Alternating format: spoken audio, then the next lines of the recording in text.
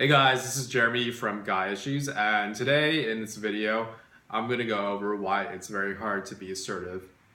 So this video will kind of be divided into two parts. The first part will dive into my story of struggling with assertiveness, and in the second part of this video, I'm going to go over specifically why it's so difficult to be assertive when you want to stand up for yourself, but you just can't. So let's go back to where I primarily struggled with being assertive. My lack of assertiveness really reared its ugly head in college. Up until college, I was always like a very socially anxious kid. I wasn't very socially savvy, but luckily, a lot of my friends were kind of in the same boat as me, or it was like a group of nerds, so I didn't really have to, let's say, I guess, stand up for myself, so to speak, or it wasn't like a huge issue. However, this kind of reached a breaking point or into a really bad situation when I got into college. So my freshman year roommate, he was a guy where initially the first few weeks where we were getting to know each other, he was nice. He was just like a regular, normal, chill dude. But the thing about it is, keep in mind in college, when I got into it, I was very socially anxious. I had very low self-esteem. So eventually this is something that he picked up on really quick because he had pretty good social intuition. And then slowly but surely, it was clear that he didn't respect me. He would start making fun of me. And it initially was always kind of like, oh, I think he's just joking, or maybe he's just taking it a little bit too far and doesn't know. But the thing is, this kept going on, right? And for me, it was kind of like, what the fuck's going on? I'd never ever dealt with an issue like this before. And I want to say something, but up until college, I had been used to just not asserting myself. And I was also very, again, socially awkward, high social anxiety, low self esteem. So I just didn't know what to do. So he kept basically shitting on me. And, for me, for a normal person with a regular sense of self esteem, after a while, they would probably just talk to him and say, hey, you got to stop doing this. Otherwise, I think it makes sense for us to go our separate ways. For me, I wasn't at that point in time. I wasn't at that point emotionally. So what ended up happening is I actually lived with this guy for 4 years. So it was 4 years of torture. And the reason why it seems so fucking crazy, and it is crazy, is because I just can't believe I put up with that torture and emotional abuse. And unfortunately for my roommate, like, I don't want to have an overall judge of his character, but he actually kind of enjoyed putting me down. He definitely went out of his way to try to like outwit me, logically speaking, to try to kind of set the point that, hey, you're dumber than me. And he was also very hyper competitive, but was trying to like prove that he's better than me in different things. So throughout these 4 years, I was just in a state of anxiety because it was this crazy prison that I was trapped in. Like, I couldn't stand up for myself. I wanted to stand up for myself, so I ended up being very angry and very tense, right? There's so many times I wanted to just fucking sock him in the face, and I just couldn't bring myself to just open my mouth and say, hey, stop doing that, and look him in the eye and say that, because just emotionally I was in the right place. So what ended up happening is living with him for 4 years was out of fear too. I was, again, pretty socially awkward, so I didn't feel like I had a lot of friends. I didn't feel like, hey, if I lose this roommate, I won't be able to find other people I could live with, right? And the idea of like living out on my own or living back at home just scared the shit out of me. So in this case, I kind of went with the devil I knew instead of the unknown, but that really wreaked a lot of havoc on my body and my mind, because there are times like I would go to sleep and I would hear him talking in the other room, and this was in later years, and I felt like he'd be talking shit about me because he was someone to gossip a lot about other people, right? He clearly didn't respect me. So I would just lie awake in bed and be very, very tense. Like, I would try to go to sleep, but my entire body, my arms, my legs, everything was just super rigid. It's just like when you're really stressed out. And this thing went on for 4 years because I didn't have the self-respect to leave.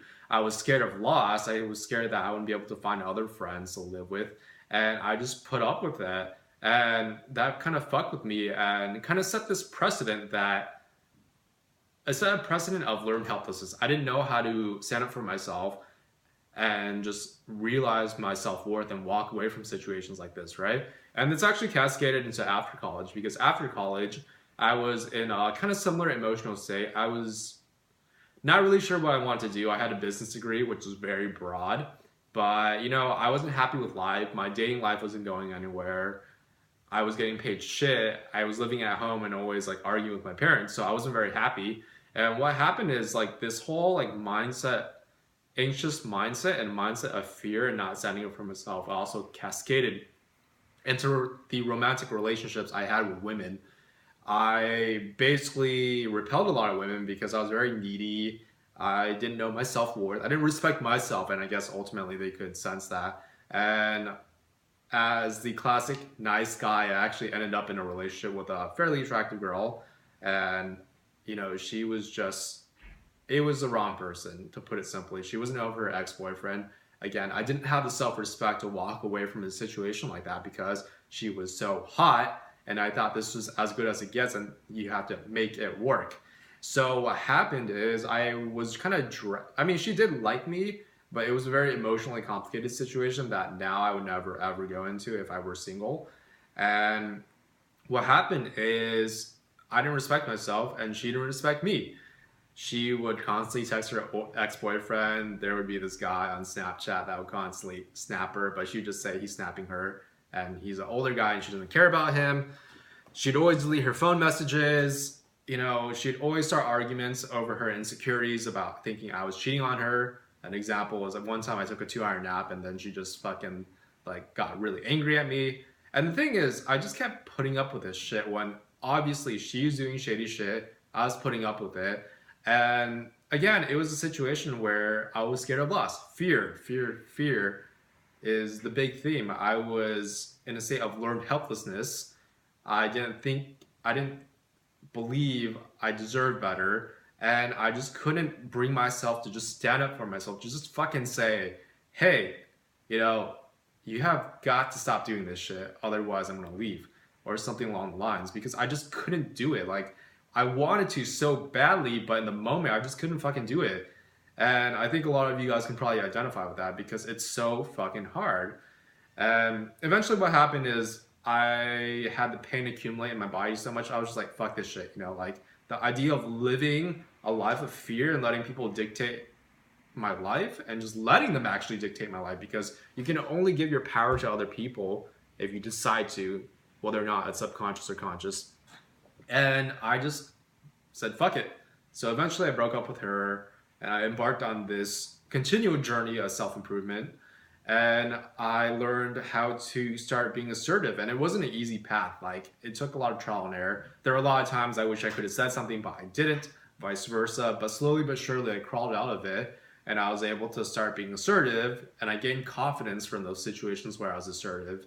And then from there, it became a habit being like, hey, if I don't feel good, I'm gonna freaking say something, or at least tell them that what they were doing made me feel uncomfortable. So that is kind of my story in a nutshell. There's a lot of sordid details, but I can probably dive into that if you guys have any questions. I'm happy to answer them within reason. But before I dive into, let's say, how to be assertive and how to actually form a mindset and habit of being assertive, let me dive into why it's so fucking difficult to be assertive. And for me, the way I view it is there's a few reasons why it's so difficult to be assertive. Reason number one is low self-esteem.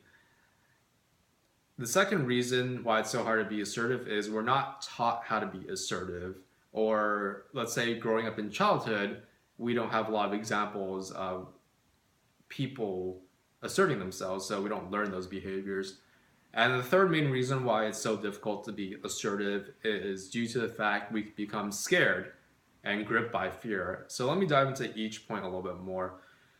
For point number one, low self-esteem. This is probably one of the biggest reasons it's hard to be assertive. I'm sure many of you guys have read articles that say like, stand up straight, look them in the eye and say, stop doing that. But low self-esteem is the reason why it's so fucking hard to even open your mouth and say something. Because here's the thing, assertiveness requires you to be vulnerable. Vulnerable means being willing to share something about yourself honestly, and in this case, it's the fact that someone is doing something that's pissing you off or making you uncomfortable. But there's a flip side to vulnerability. It's not just like, oh, if you're vulnerable, you'll be fine. Vulnerability requires a certain sense of confidence and self-esteem. Because the reason why it's so hard to be vulnerable and share our voice is because we just don't think we're good enough. We don't think our voice is worth it, and that ties to our self-esteem. If you don't feel like you matter or your voice matters, then you're gonna feel like you're not worthy enough to speak up and tell someone that what they're doing is hurting you or harming you. Low self-esteem is probably one of the biggest reasons why it's so hard to be assertive. So that's point number one.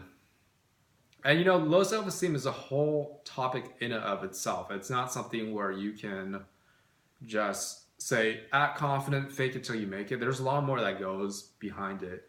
But low self-esteem is probably one of the biggest reasons people don't believe they are worth it enough to just assert themselves, because they're so used to putting other people's needs above their own, and they're so used to having this mindset that I don't matter. The second reason why it's so hard to be vulnerable, as I mentioned prior, is just to the fact that we didn't learn how to be assertive.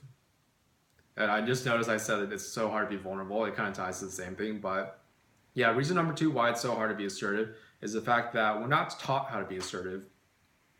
And this is really targeted towards the men watching this video, even though this advice applies to everyone. But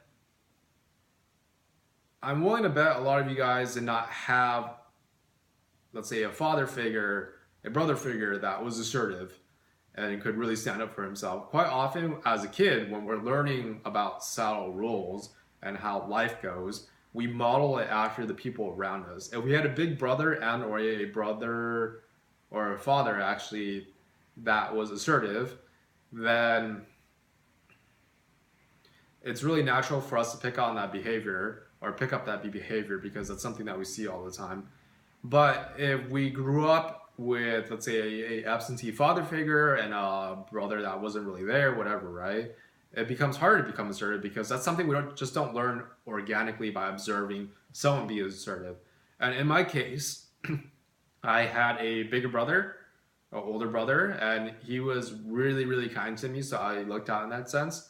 But in terms of my dad, I love him to death, but he was the absentee father figure. He worked so hard for the family to provide food on the table, but he wasn't the best father figure in the sense of he wouldn't stand up to my mom, and he didn't really showcase, hey, if someone's stepping on your boundaries, how do you go up and talk to them and calmly tell them to stop doing that? And how do you communicate with them? He would just basically try to ignore my mom or just like let her finish her like angry rant at him so she would just shut up and like be done with her nagging, right? So it was very like avoidant behavior. It was kind of like, let's get it over with. So I didn't really have a lot of models around me in terms of learning how to be assertive. There's so many other reasons why we're not taught how to be assertive besides modeling people's behaviors. It could be due to the fact that maybe, let's say, you were bullied as a kid growing up, or you had some traumatic experiences, or you just had some sort of event that kind of instilled a sense in you that whoever you are and whatever you express about yourself doesn't matter and you shouldn't say it. So those are the reasons why we're taught and how we learn not to be assertive. The last reason I put on why it's so hard to be assertive is we become scared and gripped by fear. And this kind of interrelates to the other 2 points that I mentioned. The thing is, when it's hard to be assertive, it's probably due to the fact that fear is in our mind and body. Not only do we believe we don't matter, we don't feel like our voice matters enough to speak up, but it also gets to the point that when you're actually in a environment or a situation where you're presented the opportunity to be assertive, your entire body just tenses up and it makes it impossible for you to basically open your mouth and just speak confidently. And I'm sure you guys know that feeling where you just sit there and you just feel that tension and you want to say something and you feel like it's about to explode out of you, but you just can't say it. And that's because fear has permeated not only in your mind, but also your body to the point that it's frozen your body and mind from being able to just come up with what to say or just even speak up when time comes. And this fear is basically what paralyzes you from taking action. So just as a recap, I kind of went over my story in this video, and I also went over the 3 reasons on why it's so hard to be assertive. And just to recap the 3 reasons why it's so hard to be assertive is, one is low self-esteem, two is the fact that we're not taught how to be assertive, and three is we become scared and we become gripped by fear. And in another video, I'm going to go over how you can actually learn how to be assertive, not just bullshit stuff about like act confident, stand up straight, but how to actually target the root causes of why you're not assertive and how to fix yourself so that being assertive is a natural part of your identity.